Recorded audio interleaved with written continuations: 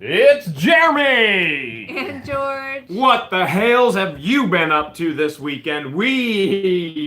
Oh my goodness, we had a crazy weekend. Yeah, it's been back to back. Back to back. To back. So insanely crazy. No doubt whatsoever, probably the number one question that's going to be asked tonight is about the video that got uploaded yesterday. People want to know, they're on the edge, the cliffhanger video about the gun video. George, anything you want to say about that, or do you want me to take care of it? Guns, but you know a little bit more about guns. Basically, it is a Smith & Wesson M&P R8 revolver that was found. And due to the circumstances and the situation in regards to the unit, no further information or communication will be shared at this point in time. And that's basically all that we can say and are able to say at this point in time. So, that being said, let's keep moving on. If you've got questions about that video, we're just not going to be able to answer them. So, just a few housekeeping things to take care of here before we get into your questions. Number one, the name. What's our name again? What the Hales? Yeah, it's fixed. Who would ever thought? We didn't even have to wait 3 months, did we? No.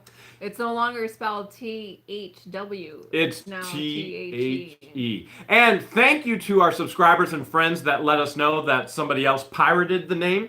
That has also been corrected. Mm-hmm. So we're good there as well. So everything is good there. YouTube's doing their job, taking care of us, and we appreciate that as we continue to take care of you.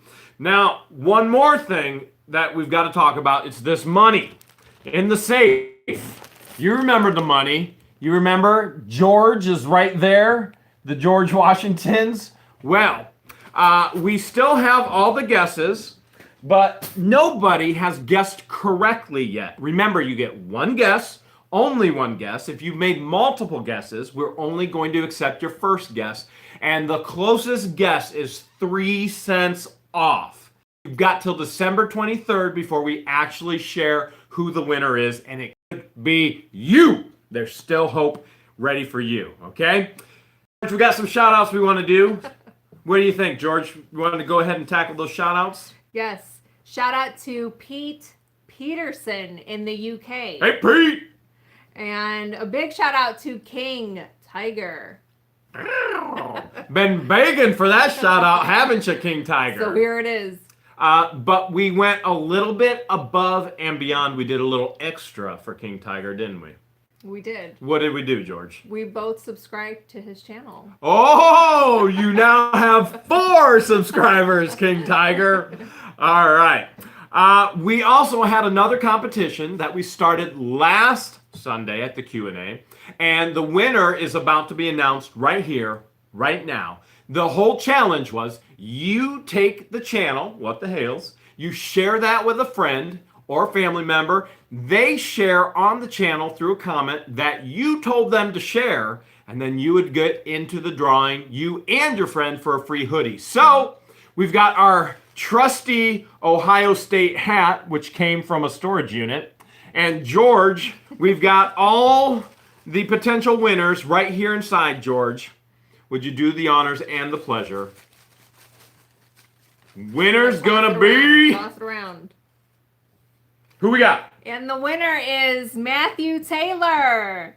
West First Books recommended me to your channel. Whoa! So congratulations, Matthew Taylor and West First Books. You both get a What the Hales hoodie. Okay, now how are they going to claim this hoodie? They got to get a hold of us somehow. How could they get a hold of us? You're going to have to email us at whatthehales@yahoo.com and give us a mailing address. Okay, Matthew and West First Books, make sure you get a hold of us as soon as possible so we know what your size is, what your address is, and we'll get them to you just in time for Christmas.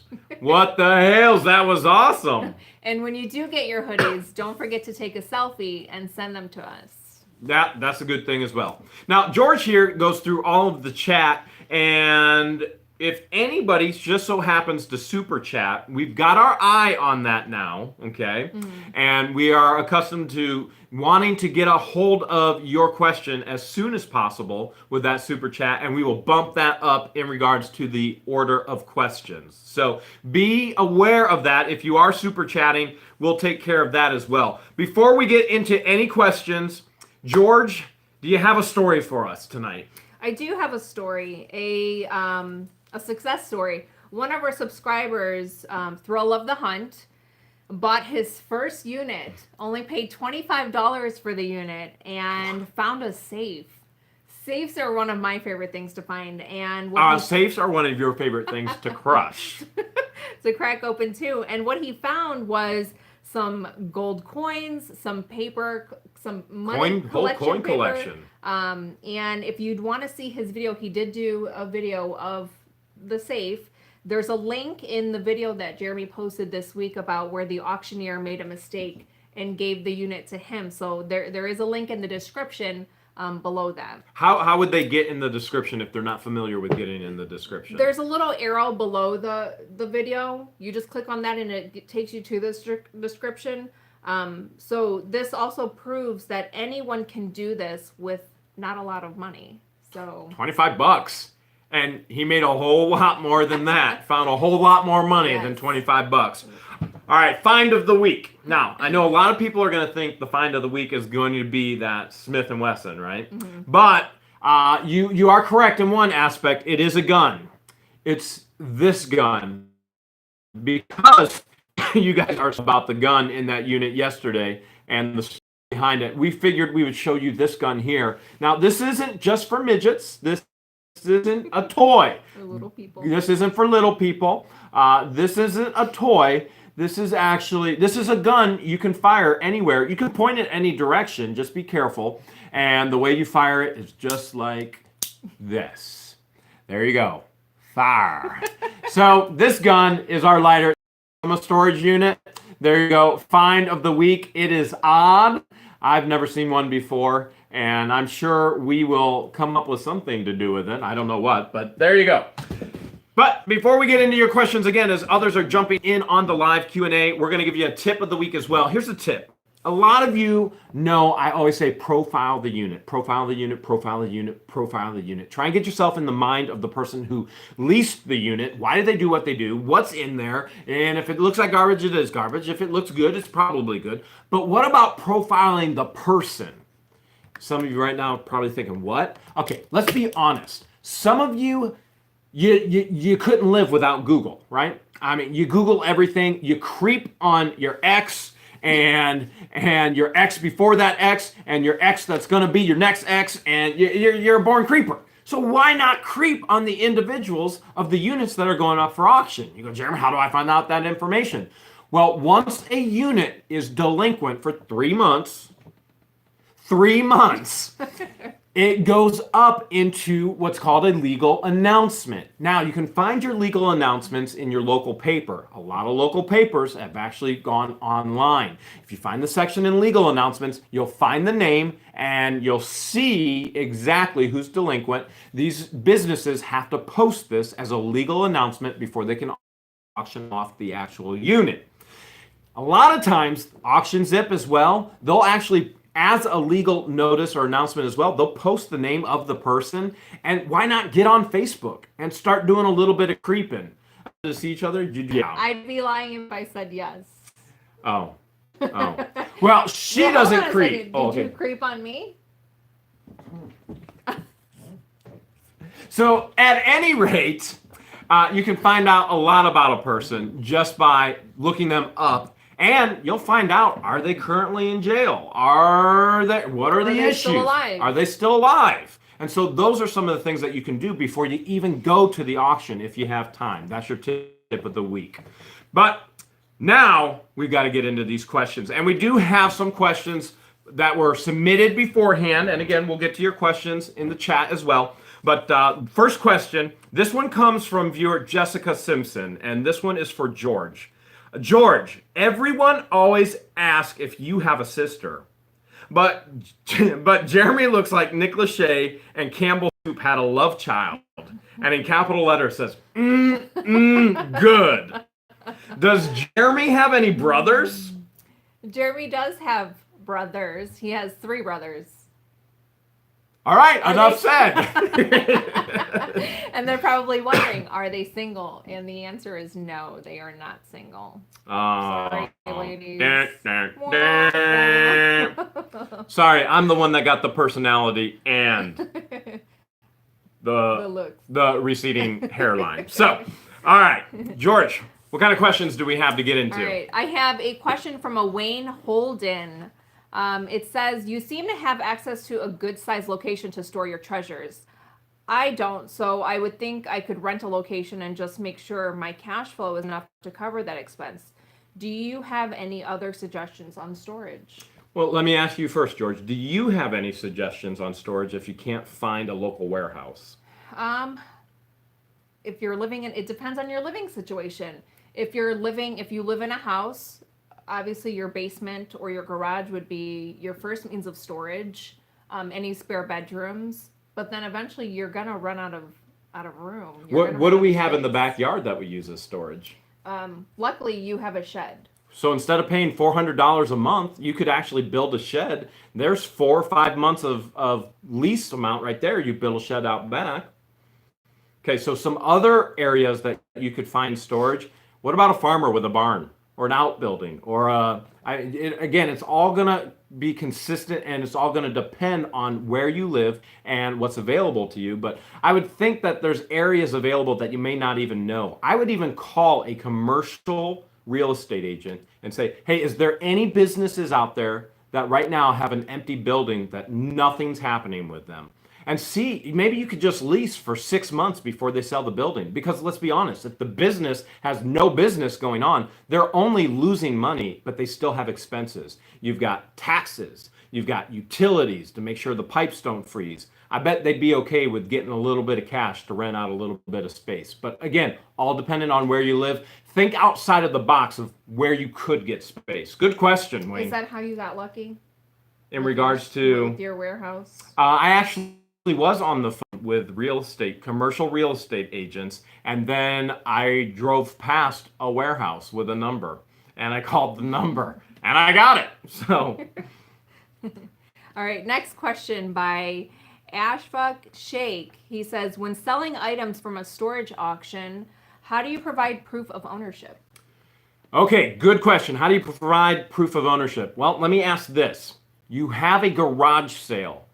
Has anybody asked you for proof of ownership, George, when you've had a garage sale? No. Okay. Really, is there any difference? My guess is most people are never going to ask you for proof of ownership. As a matter of fact, I've never been asked for proof, ever. Have you? Well, when you buy a storage unit, the gal that you pay at the end, she will give you a receipt with the unit number. So that's kind of proof of sale there. Yeah. Yeah. So that's one way.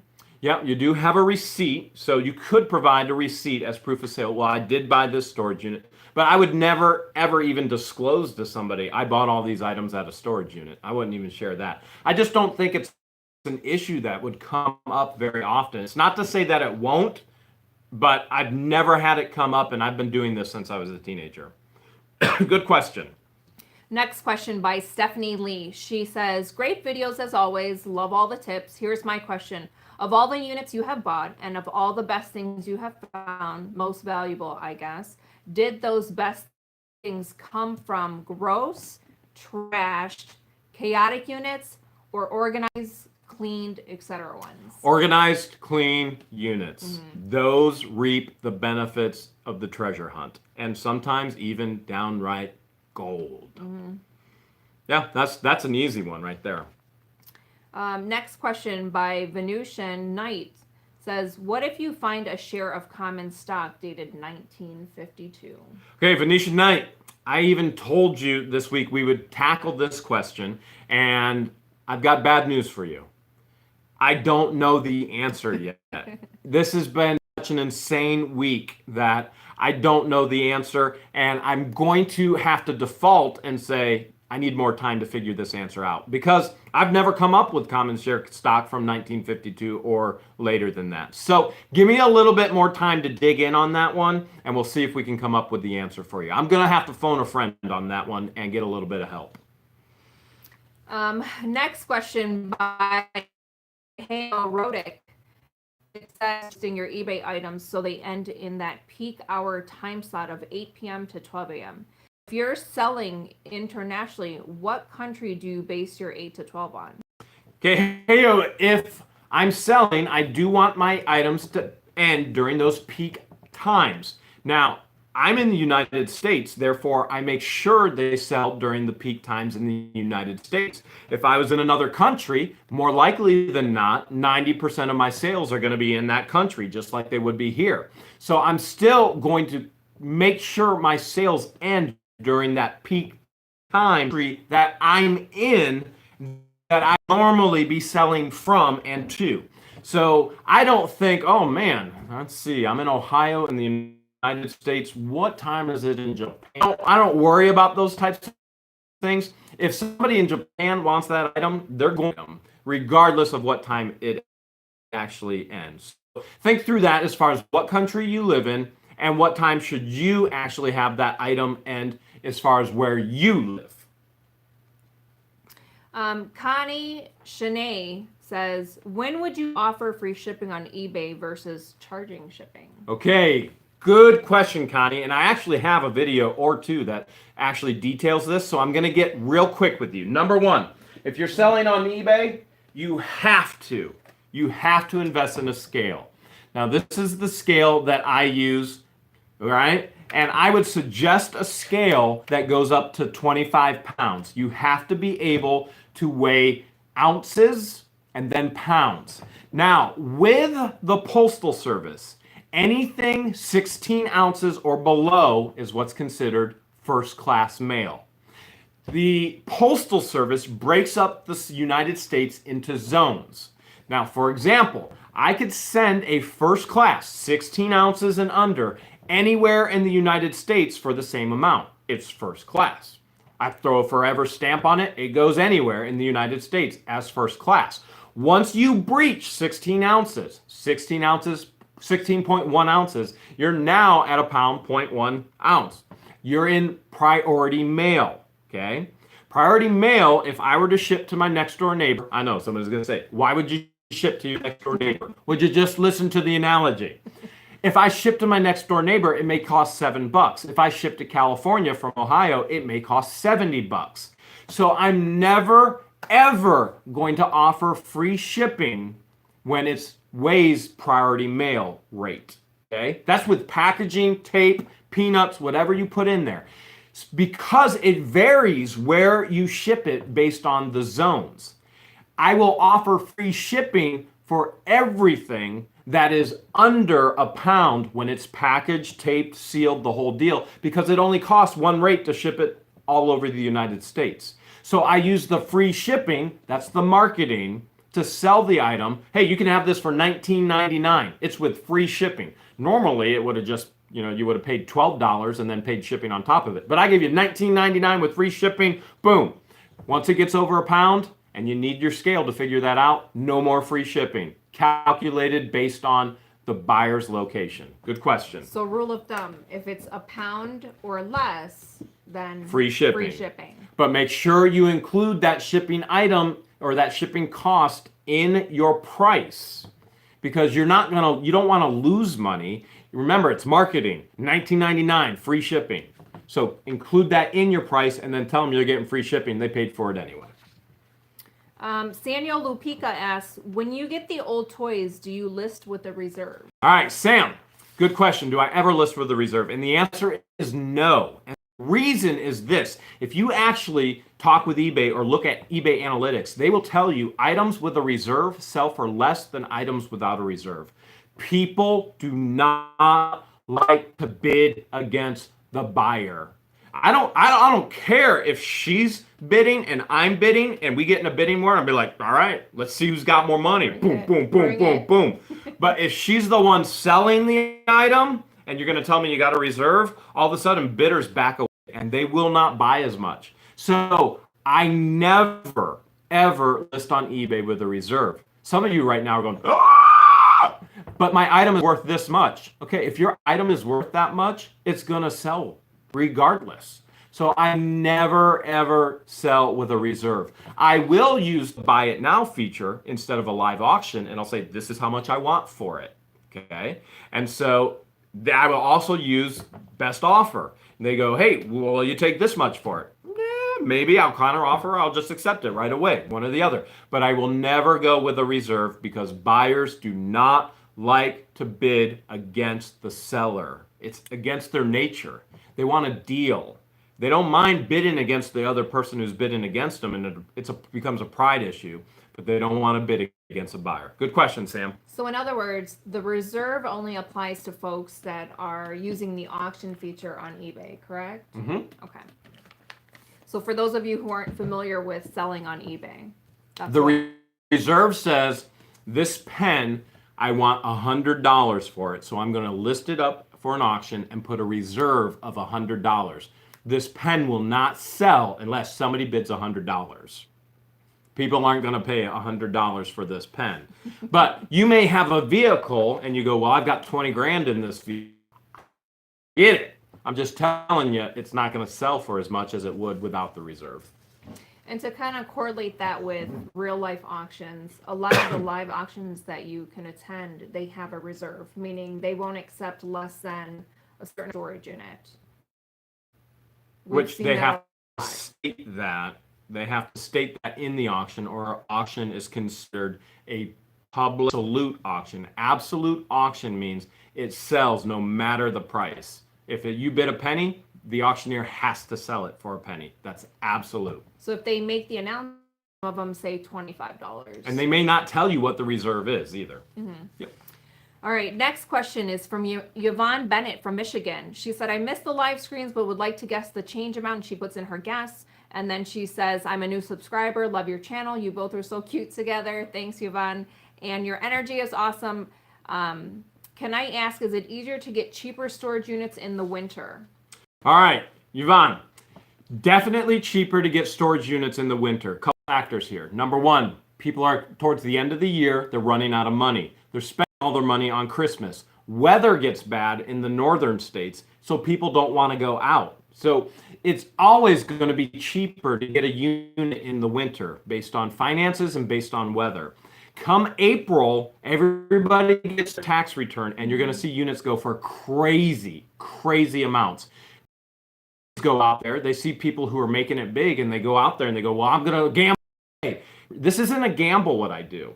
This is a very calculated, a very intentional risk. I profile, I have the money to lose if I do lose, which I never lose, and then I profile and buy appropriately. I love it when people comment on the videos and they go, why didn't you buy that unit? Well, I didn't buy the unit because I didn't see the value in it to make the money in it, or where the bid price was, I couldn't justify buying the unit. That's appropriate calculating the risk. It's not gambling. So you want to make sure that you're spending money that you can afford to lose, and get them in the winter. If you can outlast them in the weather, it's raining, it's hailing, sleet, snow, you're going to get cheaper units. Yvonne also says, I don't think I could stand in the cold that long, so I think this spring I'll try to win a unit cheaply. By then I'll learn the ins and outs from you guys. So keep in mind, if you decide to go to your first storage unit auction in the spring, prices will go up because people start to get their tax return money. They got money again. Keep us posted though when you do go. Judy Bond says, just wondering if you know or could speak on the difference between buying units from city versus rural units.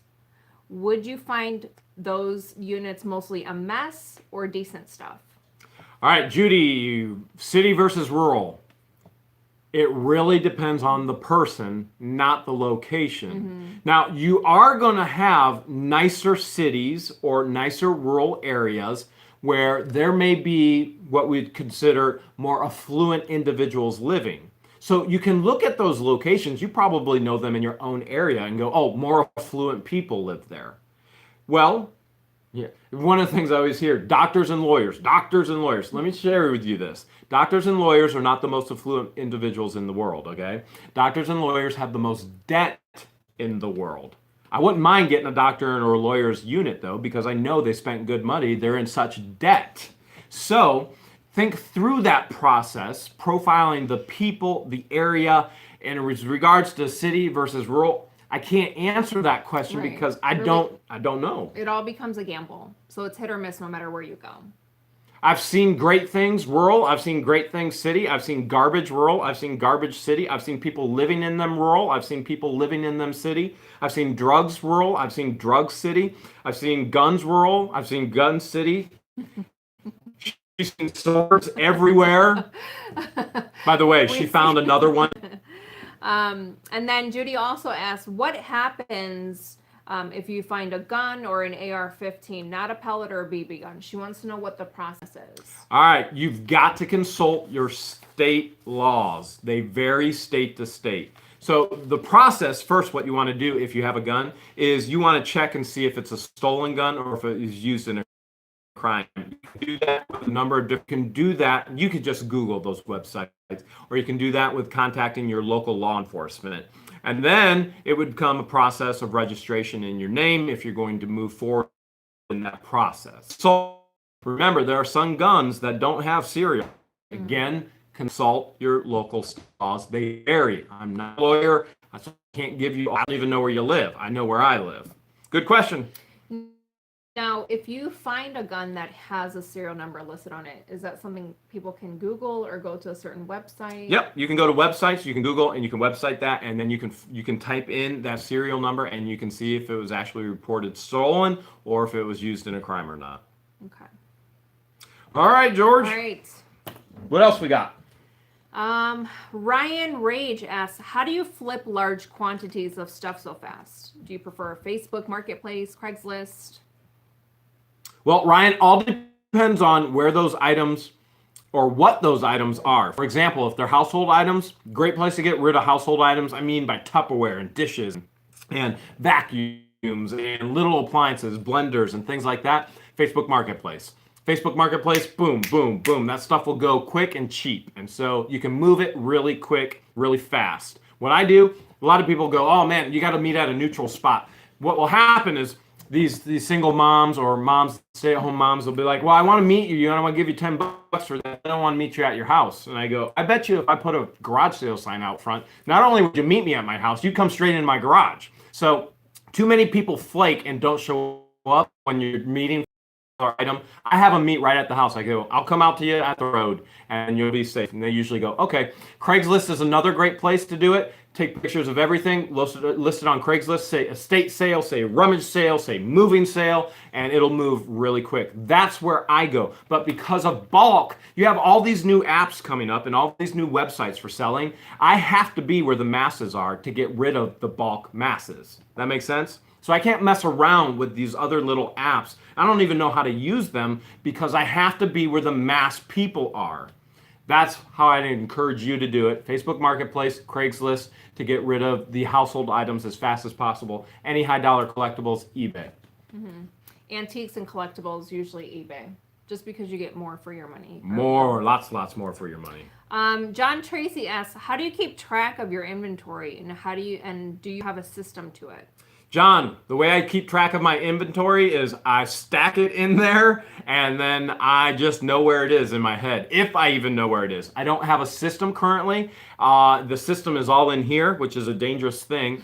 But at some point, I need to create a system, and the system, I already know what the system is going to be. It's going to be based on a shelving system. It'll be based on totes, and the totes will have numbers, and it will have letters and numbers, and then you'll know exactly where in the system where the item is. But I'm only going to have that inventory in the totes, the numbered and lettered tote, if it's posted online.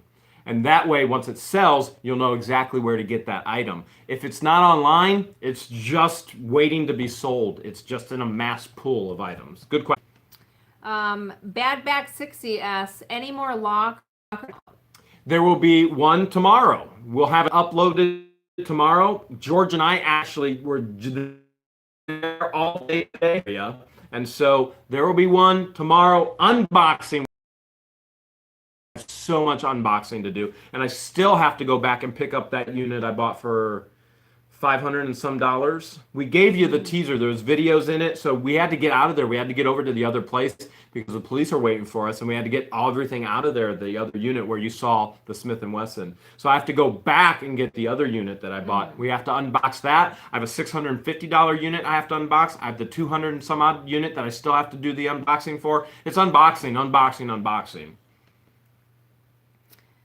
All right. Ooh. I lost my place.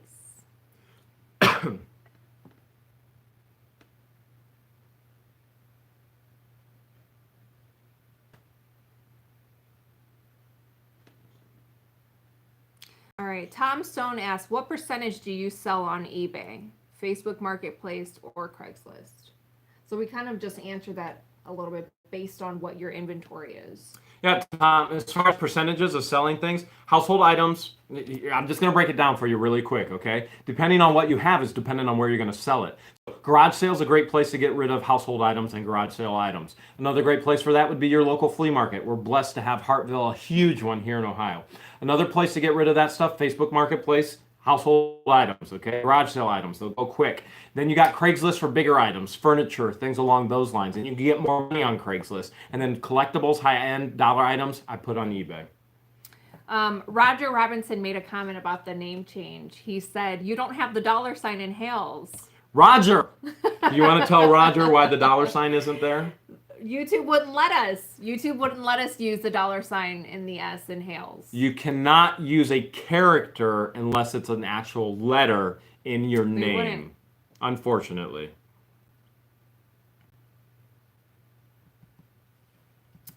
My computer's stuck.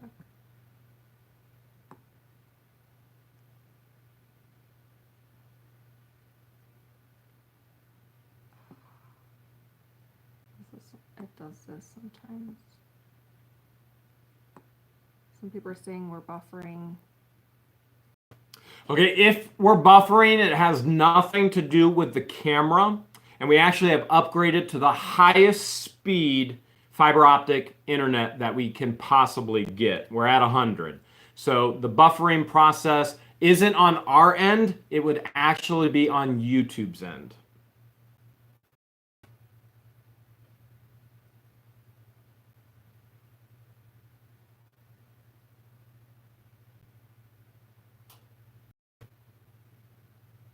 All right. Tom Stone also asked, what percentage of your lockers go in the trash?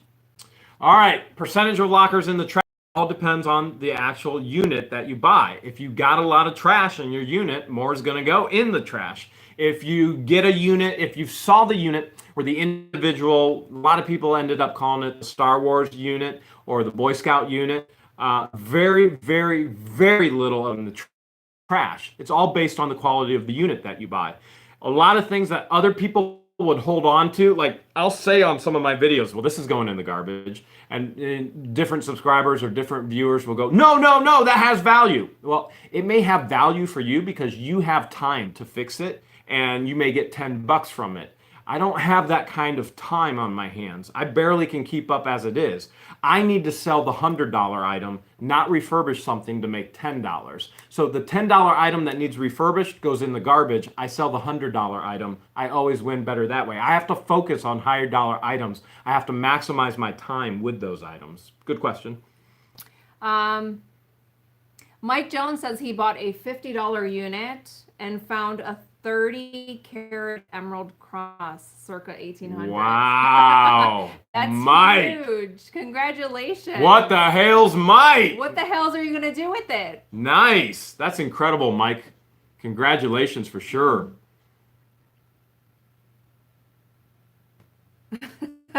Lou Rock wants to know if he could borrow a few bucks from Mike Jones. Mike, can I borrow a few bucks too? I've been spending way too much here and not making enough.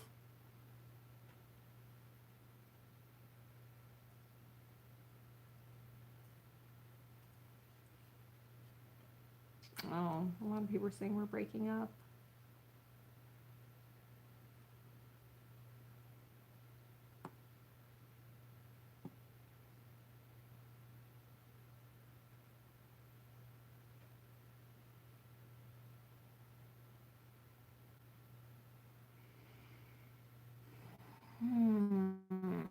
All right. Pamela Chadwell says, I have a concern that scares me. People that own that unit did the bad drugs, and I'm talking about drugs that stick to the surfaces when you then touch said surface, and that's the end of you.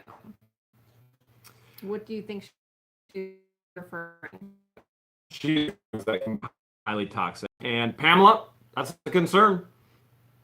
I mean, I have a concern every time I get in my car because I don't know what the other drivers are going to do. But it doesn't stop me from driving. If I lived in that constant fear, I would never do anything. And so I try and be courageous, get out there and get it done.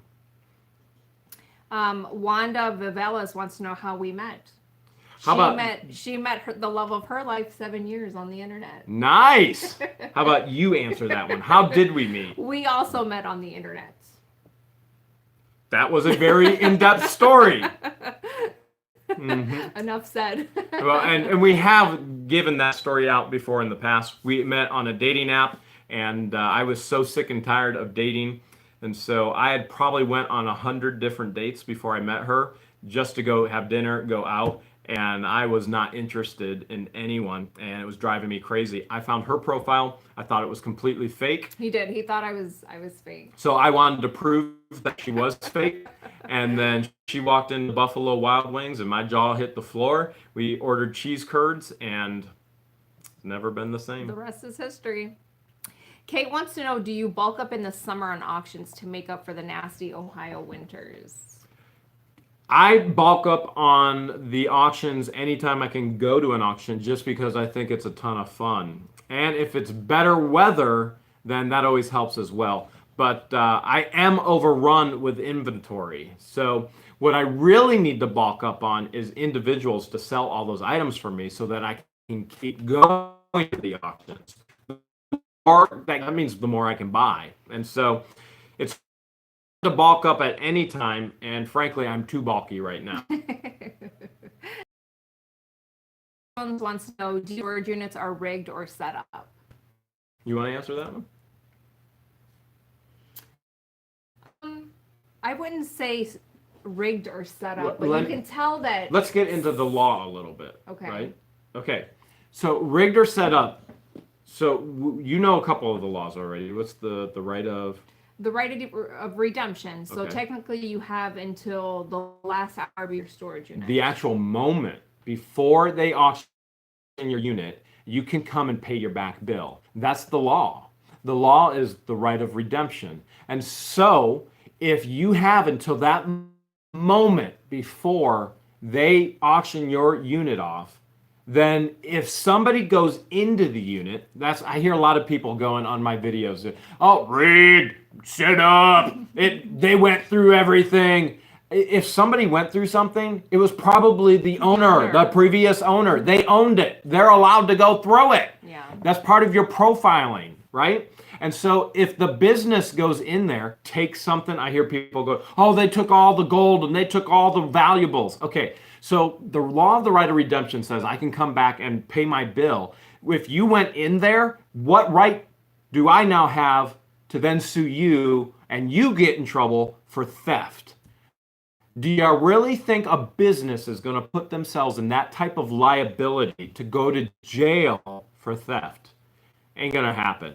I'm not saying that private owners may not do that, but private owners probably, they're not sending it out to auction. Or it may be in there for 5 years and it's well past the right of redemption. And they go, all right, I'll pick through it and now I'm just going to do something with it. But it's not common because it would be theft based on I come back, pay my bill right before the auction starts. Where's my stuff? I had $1,000 in there. Where is it? Oh, gee, we already know who had the key to get in there. It's pretty obvious where the theft came from. So a lot of times when you see the storage units go up for auction, you could tell that maybe the previous owner knew that they had no intentions of paying the past due balance. And so they just pick and choose what they want and then abandon they leave the garbage. They abandon the garbage. They take their own good things out because they're not going to pay their bill and they abandon the garbage. Mm-hmm. Pamela Lynn wants to know, what's the square footage on your warehouse? I don't know. It's big. It's an old pickle factory. Wanda wants to know, do you guys feel bad getting someone's treasures? You want me to answer that, or you want to answer that? Well, after talking to the regional managers of these storage unit auctions, the one who do this, they explain to us how these units go into auction. The previous owners are either in jail, they've either passed away and their heirs just don't care about the storage units, or these previous owners just disappear. It's usually drug related. And their accounts are delinquent for 3 months or more. So letters are being returned, certified mail, phone calls aren't being returned, or the numbers are disconnected, and you just can't get a hold of them.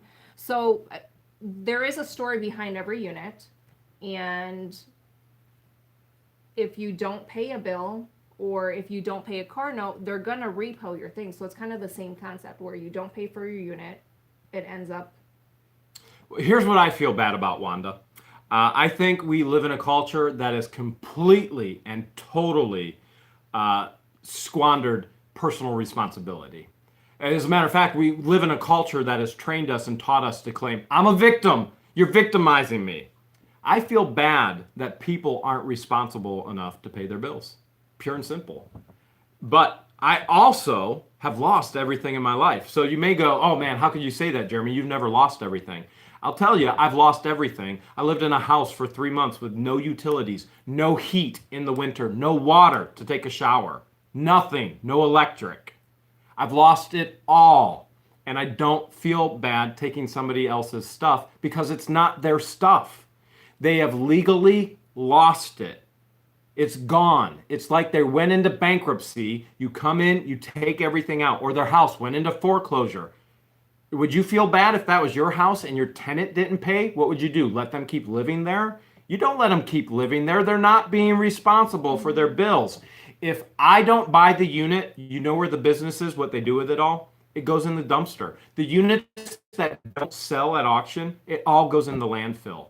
I feel good that I'm able to keep that stuff out of the landfill, number one.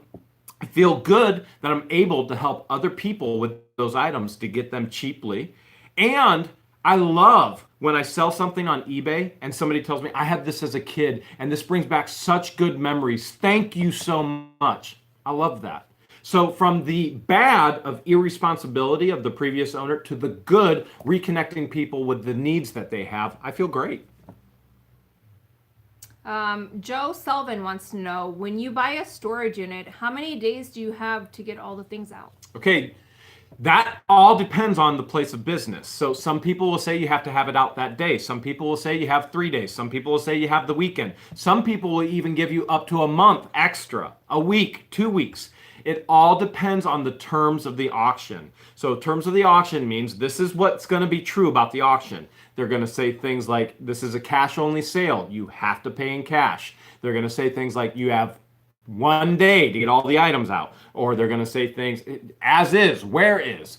So it all depends on the business. You need to figure that out. DIY Nationalist says, do the stock certificates have punched holes in them? If so, then it's paid out. So I think this is related to the 1952 common stock. Yeah. So read that comment and we'll keep digging into that for you as well. Thanks, DIY Nationalist. A couple viewers are saying they like my shirt. It says "bite me." I got this in Long Island when I was there this summer. Nib Nerd wants to know, George, is your name really George, or is it short for something? Because this question has never ever been asked yet. Go ahead. Do I not look like a George? Is George not exotic enough? You are the most Georgiest George I've ever known in my life. Why, thank you. To answer your question, George is my legal middle name. And I also have 3 brothers, just like Jeremy, 3 brothers and 1 sister. Jeremy also has 1 sister. And all of our middle names is George.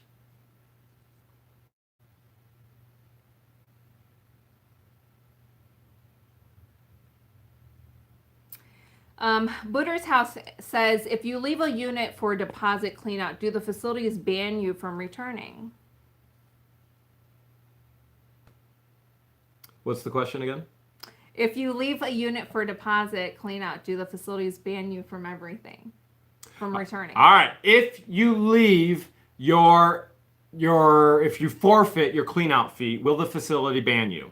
It all depends on your facility. You need to ask your facility what their personal policies are. So you've seen that we've given that idea that you can do that. So some may go, well, we don't want you here anymore. Well, there are a couple things that you want to think through that. If they announce a public auction, it is a public auction and you are part of the public. And frankly, they can't keep you away and they can't keep you from bidding.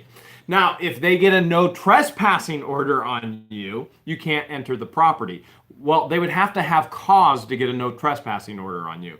All that being said, don't even go that route. Don't upset them. Find out with your facility if that's in their policy or not. You paid for it. You paid if you left those things behind. Therefore, you have an option. Now, they may say afterwards, we don't want you to come back. Make sure you know beforehand. Scuba Stevie says, howdy. What app or software do you use to edit your... Let's talk about the postage. He said about 13 ounces. Make sure you know your postage rates, okay? I think he has said some other things in regards to shipping on eBay that I've seen in the past. And make sure you know your actual postage rates, okay? And then you'll know priority and you'll know first class and all of those items there, okay?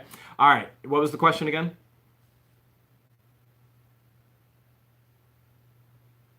He wants to know about the app or software that you use to edit your videos. Okay, the app or software that I use to edit the videos, you can see that at the beginning of every video because it is a free app and I do everything on my phone. I have a Samsung S7, nothing fancy with it whatsoever. I sell on my phone. I do all of the videoing on the phone and it's Video Shop, I believe, and you'll see it in the corner for like, I don't know, 3 or 4 seconds in the beginning of every video. That's the app I use. We are looking at other apps and other ways to edit, but right now that's just what I'm comfortable with, what I'm familiar with, so that's what we use. All right. Retro Junk 1987 is interested in the video games from the last video, so if you're interested, just shoot him an email at whatthehales@yahoo.com and make him an offer.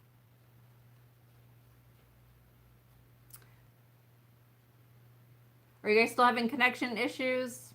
It looks like it's spinning on this end. We're not having connection issues. So the connection issues would be with YouTube. So we're actually fine right there. Yeah, but here we're buffering. Yep.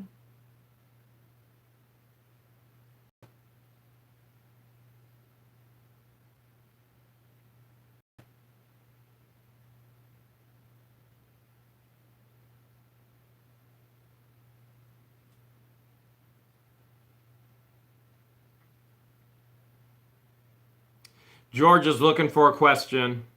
She's filtering through.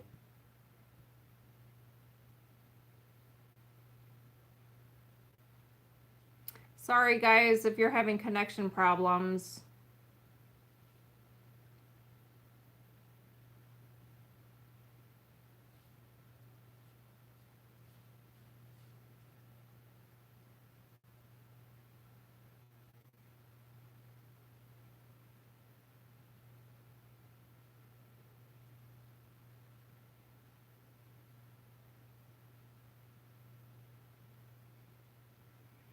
Maybe I'm going to take this one here. Okay. You can keep Joel Selvin says, do you take your things to different auction houses or just one?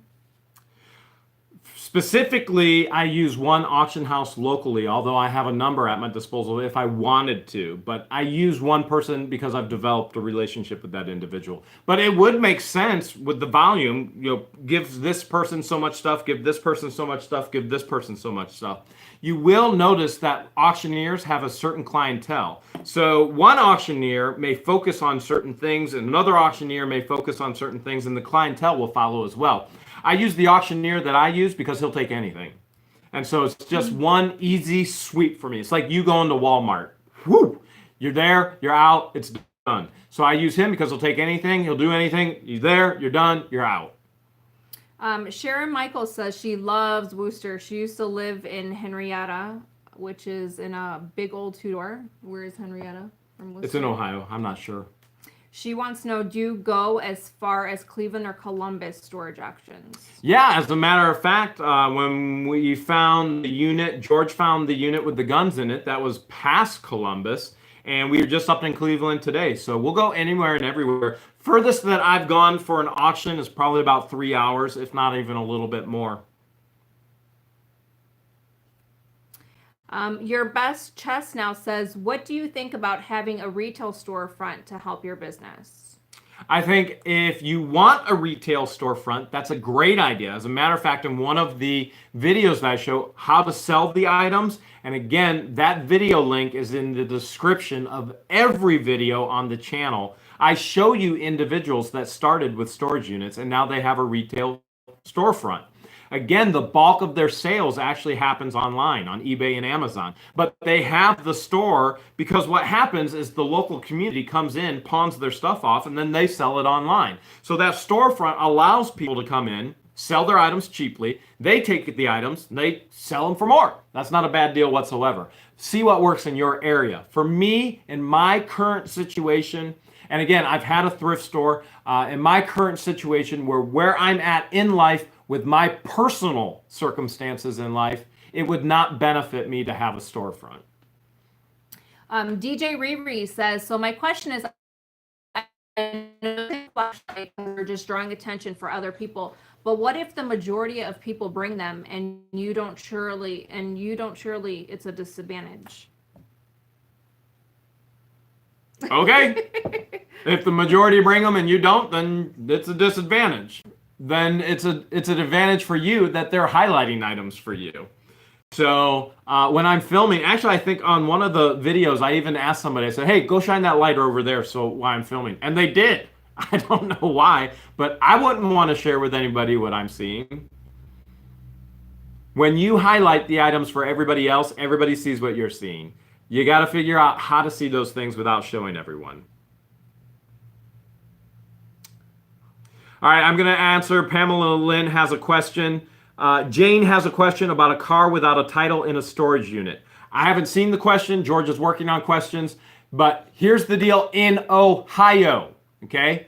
Remember, we're in Ohio. When I work on eBay and postal rates, it's in the United States, and we have viewers all over the world. So you need to know things that are specific to your country, to your region, and even your state.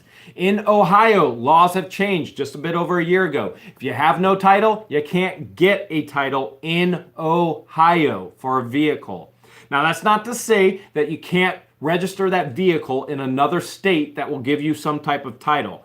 I'm just probably not going to screw around with it unless that's an extremely valuable vehicle. I've got not enough time and probably not enough patience, me personally. But Ohio, you can't get a title unless it has a title. Laws have changed. You need to consult the laws in your state. A title, a trailer, even though those here are usually a certificate of origin, you need to figure out what your laws are. Gerald Snyder says, I am retired and would like to go to some auctions with you. Nice. How can I contact you? I live near Shreve. Oh, you're about 20 minutes away, Gerald. How can he contact us? Gerald, you're going to have to email Jeremy at whatthehales@yahoo.com. Pink Coffee says, can you make a video of packing up the items and shipping, basically what you do after a person buys from you? What's the question again? Can you make a video of packing up the items and shipping, basically what you do after someone buys from you? Yes, we can make a video of that in the future for you, is how to ship, where to ship, and how to package it all up. All right, Tim, you asked a question. Tim Hawkins, have you ever bid on an online storage unit? The answer is yes. Yes. If you look through the videos, you'll see one with all the Oscar statues, and I walk you through how to actually bid online. That link is also in the description to every single video on the channel. Another good question. I also bought my first unit online. I knew you were going to say it. I bought it this week, and we did a recording this week. We actually did it today, so it'll be We'll be live uploading tomorrow. it tomorrow, and I bet you can't guess what she found. She finds it in every single unit. We'll just let you guess what you think she might have found. For those of you who are still having connection problems, maybe try getting out of the app and getting back on. It's working for some of our viewers. Christopher Griffin wants to know, where do you look to price trading cards? All right, Chris, pricing trading cards. As of right now, I don't have anybody specifically that I use to price trading cards. Trading cards are so abundant, and if you just take boxes and boxes of them into some place, they're just going to look at you and go, I don't have time for that. So I don't have a good place right now. All I do is I put everything in a box of trading cards, and they're sitting at the warehouse in storage. So I need to find a place or a person to actually price all those things for me. That's part of networking. Hopefully you can find somebody in your area, and hopefully I can find somebody in my area.